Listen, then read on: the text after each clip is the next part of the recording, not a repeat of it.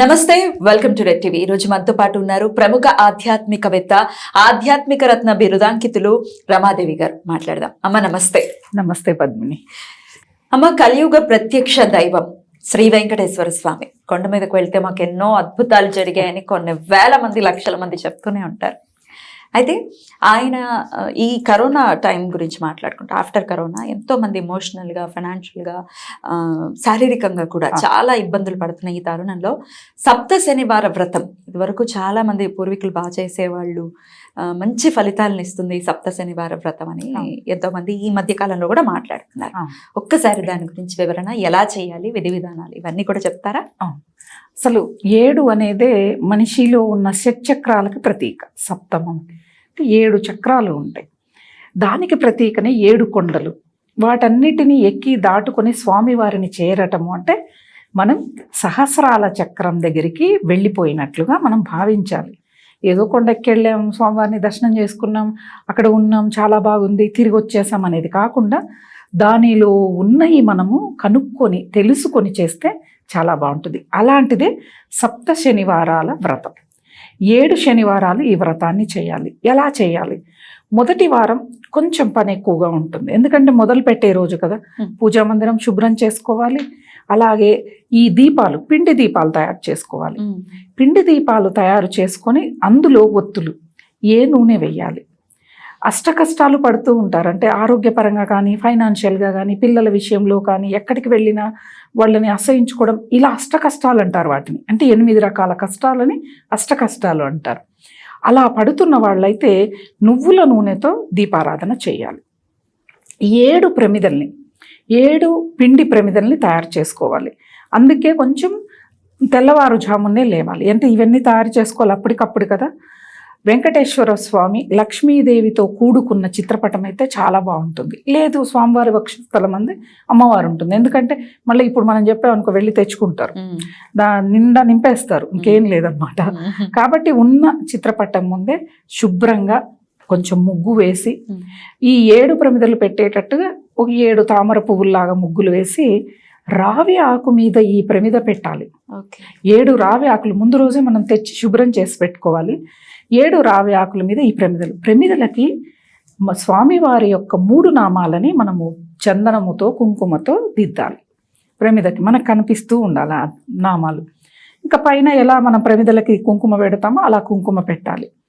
ప్రతి ప్రమిద ముందు ఒక పువ్వు ఏదైనా కానీ, మనకి ఈ మాసం అయితే మల్లె పువ్వులు, జాజులు వస్తే ఆ ఒక్కొక్క పుష్పాన్ని ఆ ప్రమిద దగ్గర పెట్టి ముడుపును మాత్రం కట్టాలి. ఎందుకంటే కోరికతో చేస్తున్నాం మనం. ముందు రోజు ఒక తెల్లని వస్త్రాన్ని ముడుపు కట్టేమైనా మనం తెచ్చిపెట్టుకొని దాన్ని పసుపు నీళ్లలో బాగా నానబెట్టి పిండి ఆరబెట్టి పెట్టుకోవాలి ముందు రోజే.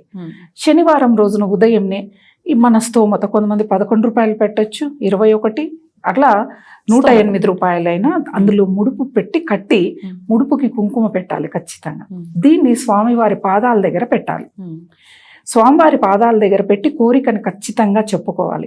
నేను చెప్పేది ప్రతి ఒక్కళ్ళకి అలా ఏదో నామమాత్రంగా కోరికని చెప్పడం కాకుండా కళ్ళల్లో నీళ్లు తెచ్చుకొని బాధ చెబితే ఖచ్చితంగా భగవంతుడు నెరవేరుస్తాడు.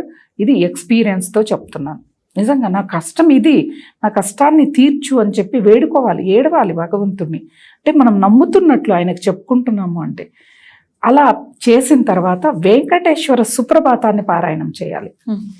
సరే మేము సుప్రభాతం పారాయణం చేయలేము, అదంతా మాకు రాదు అంటే మనం విన్నా కూడా అది పెట్టుకొని కళ్ళు మూసుకొని స్వామివారి ముందు చేతులు జోడించి నమస్కారం చేస్తూ ఆ సుప్రభాతాన్ని వింటే నిజంగా ఆర్థిక పరంగానే కాదు, ఎటువంటి సమస్యలు ఉన్నా తొలగిపోతుంది. అంతటి అద్భుతమైనది వెంకటేశ్వర సుప్రభాతం. మనం ఏదో పొద్దున్నే ఏదో ప్రశాంతమైన వాతావరణం కోసమే కాదు, అన్ని కష్టాలను తీర్చేది కూడా వెంకటేశ్వర సుప్రభాతం. ఒక్కొక్క శ్లోకానికి ఒక్కొక్క అర్థం. ఆ శ్లోకము అర్థం తెలుసుకున్న వాళ్ళు అది వింటూ ఉంటే మనం భగవంతుని వేడుకోవడమే ఉంది అందులో. కాబట్టి వెంకటేశ్వర సుప్రభాతాన్ని చదవాలి, గోవింద నామాల్ని చదవాలి. అలా మరుసటి రోజు మళ్ళీ ఆదివారం వస్తుంది కదా, ఈ పిండి ప్రమిదల్ని ఏం చేయాలి? ఎవరు తొక్కని చోట, మనకి నదులు ఏవైనా దగ్గరలో ఉంటే అందులో వేస్తే ఇంకా మంచిది. అలా వేయటము, లేకపోతే నీళ్లలో కలిపి మొక్కలకి పోసేయటము అలా చేయాలి.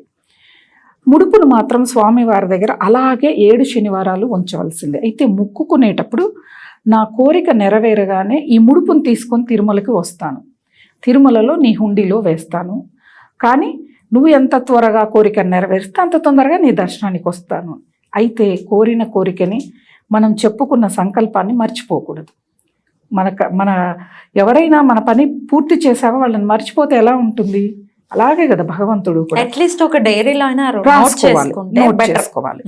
అయితే అలా 7 శనివారాలు చేసి 7వ శనివారం ఎవరైనా వెంకటేశ్వర స్వామి భక్తుడు కానీ గోవిందమాల ధారణ చేసిన వాళ్ళు ఎవరైనా ఉంటే, మీకు ఓపిక ఉంది, ఒక 5 మందినో 8 మందినో 9 మందినో పిలిచి భోజనం పెట్టి వాళ్ళకి వస్త్రాలను ఇచ్చి పంపించాలి. లేదు ఒక్కళ్ళకైనా కనీసం ఆ స్వామివారే వస్తారు వాళ్ళ రూపంలో వచ్చి ఈ విధంగా సంపూర్ణం చేస్తే కొంతమందికి 7 వారాలు పూర్తి కాకముందే వాళ్ళ కోరికలు నెరవేరాయి. చాలా అద్భుతం. అసలు మేము చెప్పాక చేస్తే ఆనందం వేస్తుంది. అబ్బా మీరు సంతోషంగా ఉంటే మాకు సంతోషంగా ఉంది అని చెప్పాను. అటువంటి మీరు అలా అన్నారు కాబట్టి నాకు గుర్తొస్తుంది, నేను కూడా పాటించాను, నా కోరికలు కూడా నెరవేరాయి. సో మీరు చెప్తుంటే నాకు అవన్నీ గుర్తొస్తున్నాయి. అండ్ నైవేద్యాలు ఏమైనా పెట్టాలమ్మా? నైవేద్యము అంటే వెంకటేశ్వర స్వామికి ప్రధానంగా మనం అక్కడ ఆలయంలో ఏ నైవేద్యాలు చూస్తాం?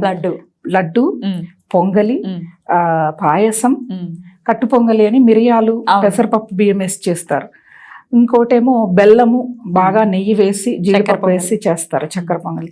దద్దోజనం స్వామివారికి, రొట్టెలు. కానీ ఇవన్నీ మరి ఇంట్లో చేయటానికి వీలు కాదు కదా, లడ్డు అంటే ఎక్కడ అవుతుంది అని. అలాంటప్పుడు మనం పాలతో చేసిన, అంటే అచ్చంగా పాలతో చేసిన పాయసాన్ని స్వామివారికి ప్రేమగా ప్రీతిగా ఆయన స్వీకరిస్తున్నట్లుగా మనం భావన చేసి దాన్ని పెట్టి, అయితే ఆ ప్రసాదం మాత్రం ఎవరైతే ఈ 7 శనివారాల వ్రతం చేస్తున్నారో వాళ్ళు మాత్రమే తినాలి. మీరు పెట్టాలి అనుకుంటే అది పక్కకు పెట్టేయండి, ఎవరికైనా చుట్టుపక్కల వాళ్ళకి పెడదాం, లేకపోతే అందరూ ఇంట్లో ఉన్నారు అందరికి కూడా పెట్టాలి అన్నప్పుడు అది ప్రత్యేకంగా పెట్టుకోవాలి. కానీ దేవుడి దగ్గర పెట్టిన నైవేద్యం మాత్రం, అంటే కొంతమంది ఏం చేస్తారంటే వండింది మొత్తం పెడతారు. వండింది మొత్తం పెట్టినప్పుడు కుటుంబ సభ్యులు మాత్రమే తీసుకోవాలి. ఎందుకంటే మనం చేసిన పూజా ఫలితం మనకే రావాలి. చుట్టుపక్కల వాళ్ళకి పెడతాం, ఆఖరి శనివారం అనుకోండి 7వ శనివారం పెట్టాలి అనుకున్నప్పుడు దాన్ని మళ్ళీ సపరేట్గా చేసి ఇలా మేము వ్రతం చేసుకున్నామని ముత్తైదుల్ని పిలిచి వారు మహాలక్ష్మి రూపంలో మన ఇంటికి వచ్చారని భావన చేసి పసుపు కుంకుమ తాంబూలాలు ఇచ్చి ఈ ప్రసాదాన్ని వాళ్ళకి పెట్టాలి. అప్పుడు మన వ్రతం అనేది సంపూర్ణమవుతుంది. అమ్మ, ఈ వ్రత కథకి సంబంధించి కథలు ఏమైనా చదువుకోవాలా లేకపోతే? అయితే మనకి 7 శనివారాల వ్రతము అని చెప్పి పుస్తకాలు దొరుకుతాయి. అది తీసుకొచ్చి దాంట్లో షోడోపచార పూజ, వ్రత కథ ఇవన్నీ కూడా ఉంటాయి. దీంతో పాటు ఈ రోజున ప్రసాదాల్లో నువ్వులతో చేసిన ముద్దలు, అంటే మనం నువ్వుల పిండి అంటాం, నువ్వుల ముద్దలు అంటారు ఎవరి ప్రాంత. ఆ నువ్వుల ముద్దని కూడా ప్రసాదంగా పెట్టడం వల్ల శని తాలూకు బాధల్ని మనం అనుభవిస్తూ ఉంటాం, ఆయన కూడా శాంతిస్తాడనమాట. అంటే మనకి ఉంది కదా, వెంకటేశ్వర స్వామిని ఆరాధిస్తే కలియుగంలో శని యొక్క బాధలు ఉండవు అని చెప్తారు. కాబట్టే శనివారం రోజున మనం ఎందుకు వెంకటేశ్వర స్వామిని ఆరాధిస్తాం? శని యొక్క బాధల నుంచి తొలగింపబడతాం మనం. కాబట్టి శనివారం కాబట్టి ఈ నువ్వులతో చేసిన ఈ నువ్వుల పిండి, అంటే చిమిలి అంటారు వాళ్ళ ప్రాంత భాష ప్రకారం నువ్వుల పిండి. కానీ కొంతమంది ఏం చేస్తారంటే ఈ పిండి దీపాలు మామూలుగా మనం ఊరికే పిండి ఒక్కటే వేస్తాం, చలిమిడితో చేసిన దీపారాధన చేస్తారు, ప్రమిదలు చేస్తారు. చలిమిడి అనేది మనకు చలువ చేస్తుంది, దానితో ప్రమిదలు చేసి దీపారాధన చేస్తారు. దాని వల్ల ఏంటిది అంటే జీవితం